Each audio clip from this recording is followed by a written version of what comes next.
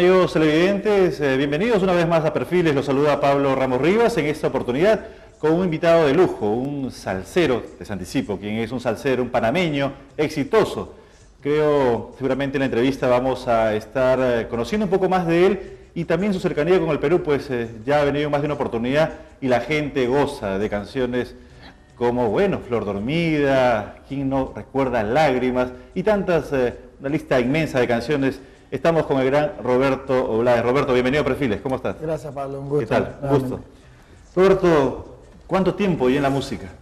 Yo llevo alrededor de 27, 28 años. 28 años. Esto, cuando hablas de 28 años, ¿estamos hablando desde el 81, cuando iniciaste tu carrera? Sí, yo la inicié en el 81 grabando en Nueva York, el primer disco que era Ya no regreso contigo, junto a la Orquesta Inmensidad. Estamos hablando que esta canción, Ya no regreso contigo, nace en aquella época. Sí, ese tema fue la idea de Raúl Galimón, el director musical panameño, y él fue la primera persona que agarró una canción que fuese en balada, escrita por Lolita La Colina, cantada por Lupita D'Alessio, y en ese momento estaba pegada la balada, y él agarró y le puso la versión de salsa. Nadie en esos tiempos había hecho ese intento hasta el momento, en ningún momento. Quiero que me dejes de querer, que te olvides que algún día por error fuiste mi mujer, que te acuestes sin tocarme, que despiertes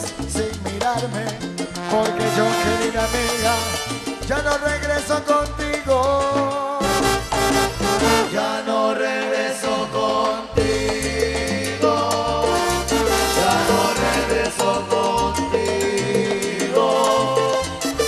Estamos hablando inicio de los 80 y las salsas eran producto casi de la inspiración, pero llevar el tema balada salsa era inédito y no cabe duda que fue un éxito también. Sí, no, los salseros tenían tendencia a ser bastante crudos, muy agresivos con el tema de la mujer.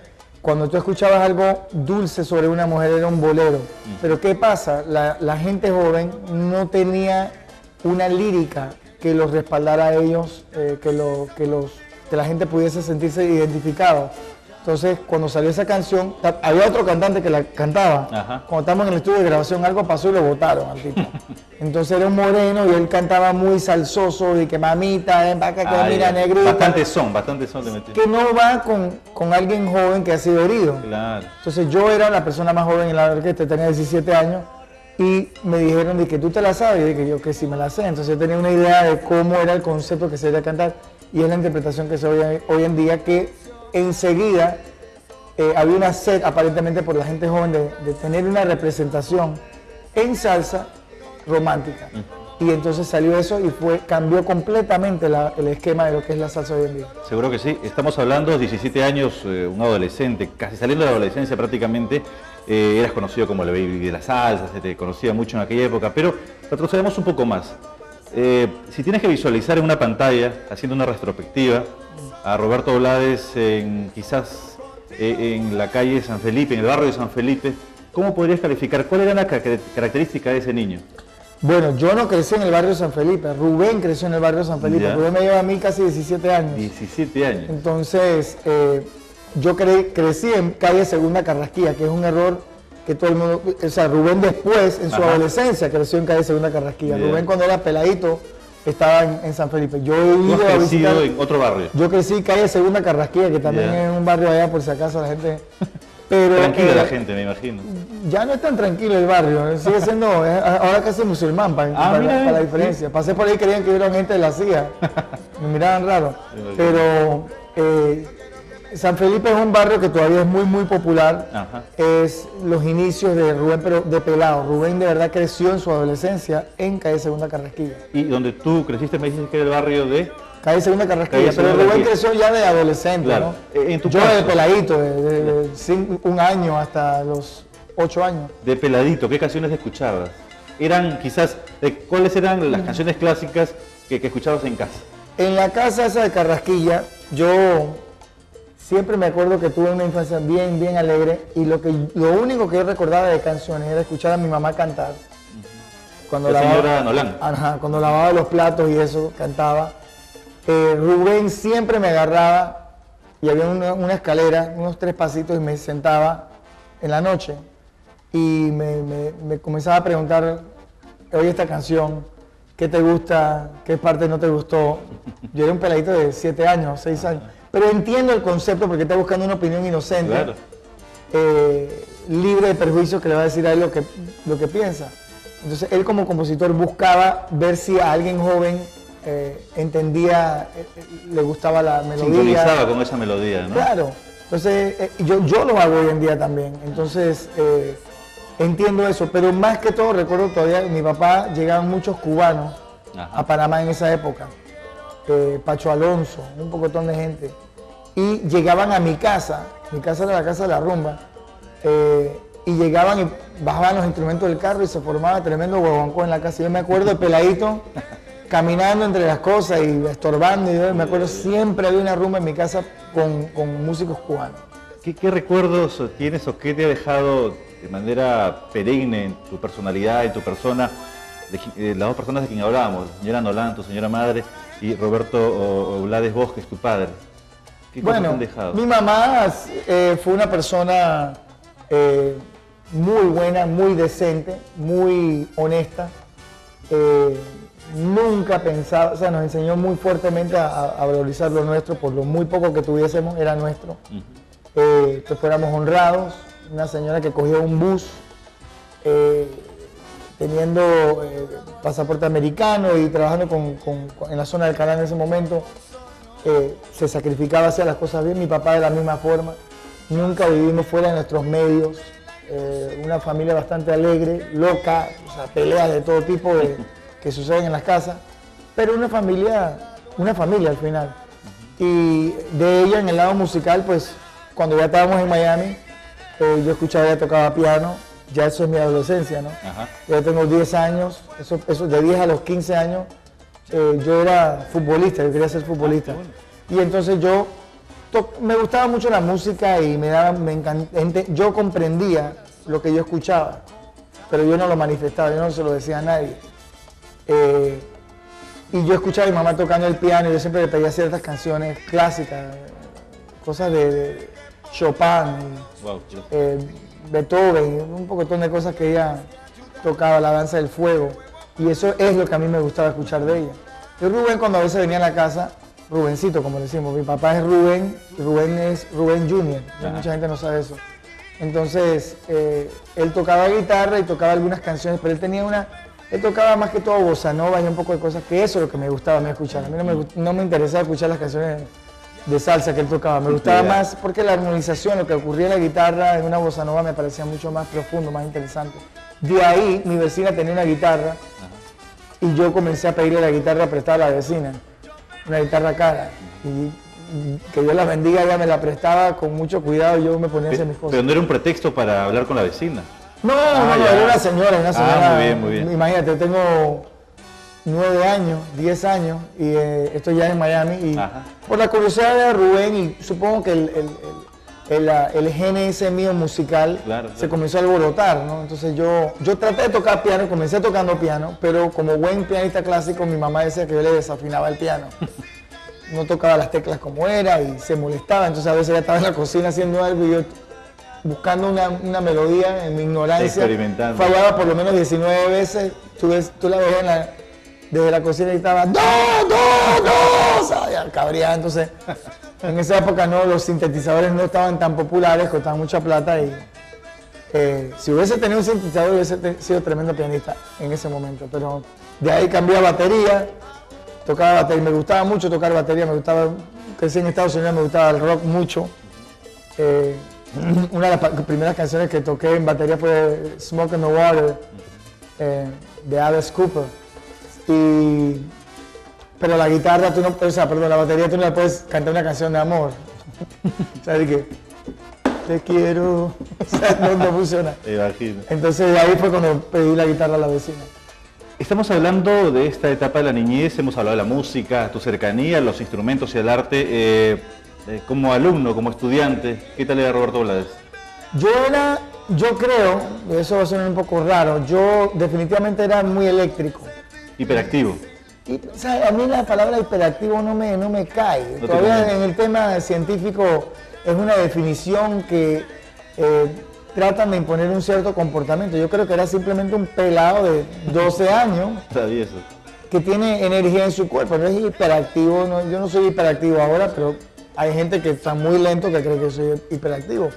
Entonces, simplemente era un niño de 12 años con energía y con ganas de hacer mis cosas. De estudiante era muy bueno en los temas que me interesaban. A mí me interesaban mucho estudios sociales.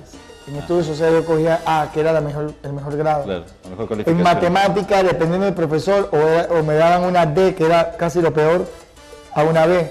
Todo dependiendo de los profesores. Ciencia me gustaba mucho, pero todo siempre fue de acuerdo a los profesores. Y mi vida era ser deportista, ser futbolista. Pero me gustaban increíblemente mucho. Sentí una liga, un amarre con estudios sociales, con todo lo que tenía que ver con historia, todo el pasado, la historia de la Segunda Guerra Mundial, las guerras, los griegos, los romanos, todo eso. Yo me quedaba en el salón y ahí yo podía quedarme 10 días escuchando. Tuve la oportunidad de tener un par de profesores que estuvieron en la Segunda Guerra Mundial. Y los tipos, tú sabes, me redactaban, tú veías que de repente se profundizaban en un momento de lo que habían vivido. Y yo entendía, el resto del salón estaba tirando papeles y cosas, y yo veía ellos cómo se metían en ese momento. Yo no sé, todavía se me paran los pelos pensando en cómo echaban los cuentos y cómo ellos lo estaban viviendo. En esas cosas era muy bueno, en el resto simplemente hacía lo suficiente, ¿no? Hasta cierto punto también me pasó esto, que esta es la parte que te iba a decir que suena un poco arrogante.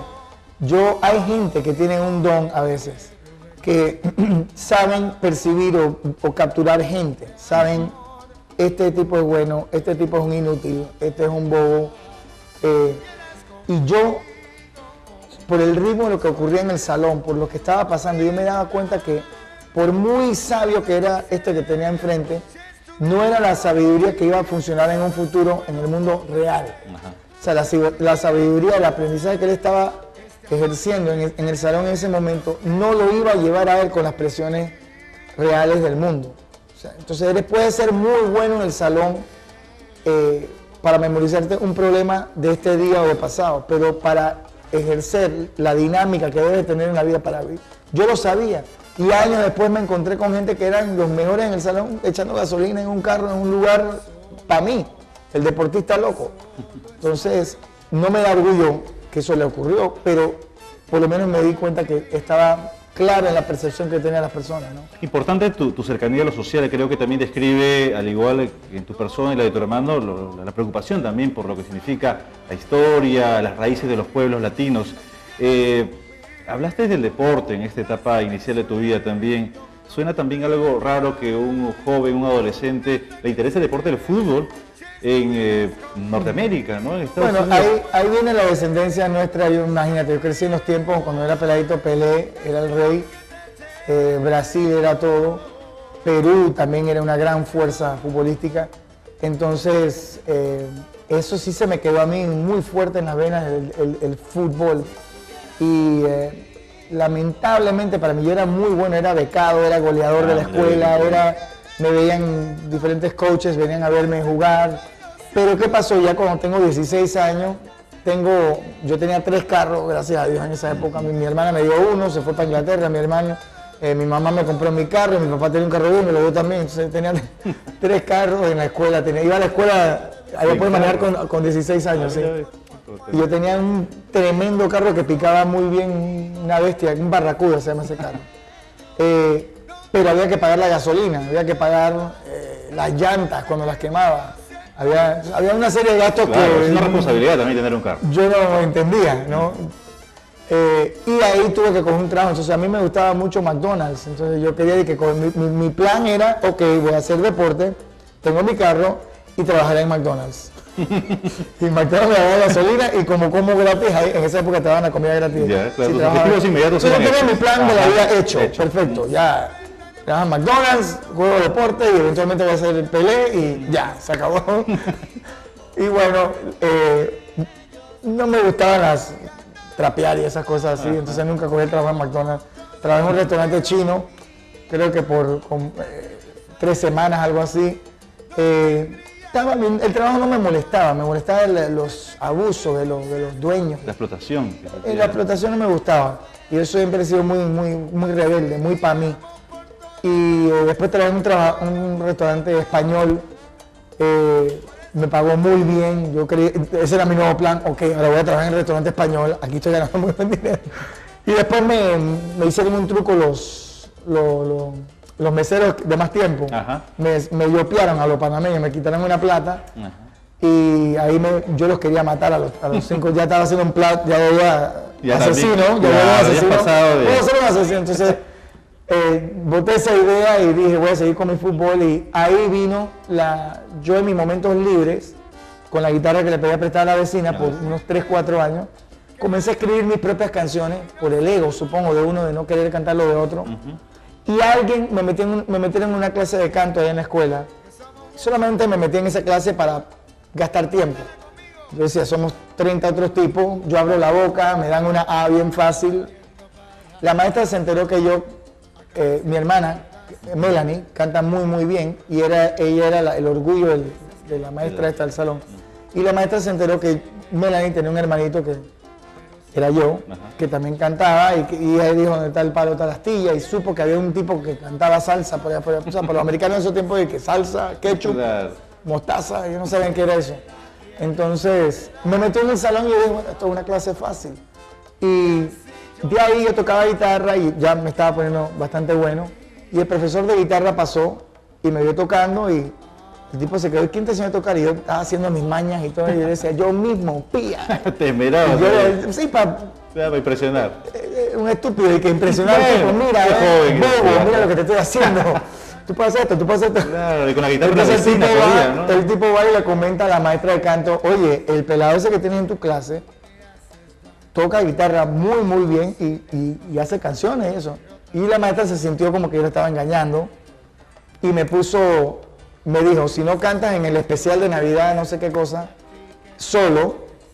como solista, te voy a fracasar. Y si yo fracasaba, no podía jugar fútbol. En la escuela, si sacabas una F, no te dejaban entrar en el equipo. Tienes que mantener los grados, las notas. Y eso fue muy fuerte. Ese es un momento en mi vida que se voltea todo. Y ahí yo tengo que aprenderme un tema. Yo le tengo pavor completo a la gente. ¿Le tenías? ¿O le tenía pavor cantarle a gente, pero lo tengo que hacer porque si no me fracasa y no puedo jugar fútbol. Entonces me aprendí la canción de los Beatles, Yesterday, y me la aprendí. Mi punto que ahí es donde entran las cosas que tú te das cuenta que tienes una cierta predeterminación en la vida, ¿no? Mi versión de cantarla bien era copiarla exactamente hasta el último momento, la respiración, los espacios, todo. Lo más parecido debe ser un éxito. Idéntico. Yo tenía que ser idéntico en mi concepto de ser bueno, era tener que ser una copia. Entonces yo hice las respiraciones, todo perfectamente. Entonces yo salí, habían otros pelados que, así como yo juego fútbol, que trataban de enseñar a la gente que eran buenos, querían enseñar a la gente que eran buenos cantantes, y uno de ellos todavía sigue siendo amigo mío, desde secundaria, se llama Willy. Entonces ellos se quedan todos extrañados que Roberto va a cantar un tema solo, y entonces yo salgo, era para los cubanos refugiados allá en Miami. Entonces me ponen un banco y entonces a mitad de la escuela estaba de que tema canta. Y yo salgo y toco el tema y al único que le dieron una ovación fue a mí. Entonces yo cuando estaba terminando casi, tú sabes que la canción termina, oh I believe in yesterday, así termina, ¿no? Mi mano estaba temblando tanto que se me iba a caer la guitarra, yo creí que se me iba a deslizar la guitarra de la mano y tuve que pelear para mantener las últimas esas dos últimas notas y se ha venido ese auditorio abajo. La masa aplaudiendo. Y yo me he quedado friqueado, es la palabra. ¿Habían familiares en ese momento? Ninguno. Nadie me vio tocar, nadie me vio tocar. Yo no creo que ni le dije a nadie. Nadie me vio tocar, nada, solamente un par de amigos que estaban en el show que yo estaba tocando. Y yo literalmente, eso suena como una película, literalmente me he parado, hecho de que las gracias así, y me he ido corriendo de la tarima, corriendo, y me fui corriendo hasta mi casa, 2 millas más o menos. Wow. 2 millas con la guitarra agarrada en la mano. Y tengo un amigo que dijo, yo vi al tipo corriendo por la calle, y yo me pues, me senté en una esquina en mi casa así y yo no comprendía el concepto del aplauso. Todavía no asimilabas lo que había pasado. No, porque yo sabía que, o sea, yo me di cuenta que de los que habían cantado la respuesta favorable o más favorable fue hacia mí y yo no comprendía cómo eso era posible. O sea, no era nada lo que yo esperaba. Yo esperaba, gracias, ok, te vas, pero fue una respuesta tan grande. Y eso me dejó a mí, yo decía, ¿qué acaba de pasar aquí? Porque a los otros pelados que sí son los profesionales no los recibieron así. Y eso me dañó, me dejó dañado un rato. Y entonces después de eso yo comencé a tocar la guitarra con más convicción, siempre reflejando que, hey, tú estás haciendo algo bien. Importante y bueno. Entonces ahí después del tiempo me llamó el señor Raúl Galimor a citarme, escuché que tú cantas, para ver si yo cantaba. Roberto, ¿te parece? Vamos a ir a una pausa y luego de la pausa vamos a ver, o vamos a conocer ese Roberto que ya ingresando a la parte profesional llega a nuestro país en más de una oportunidad y tiene el éxito alcanzado a nivel mundial. ¿Te parece? ¿Cómo no? Listo, nos vamos a una breve pausa comercial, amigos, y retornamos con más aquí en Perfiles.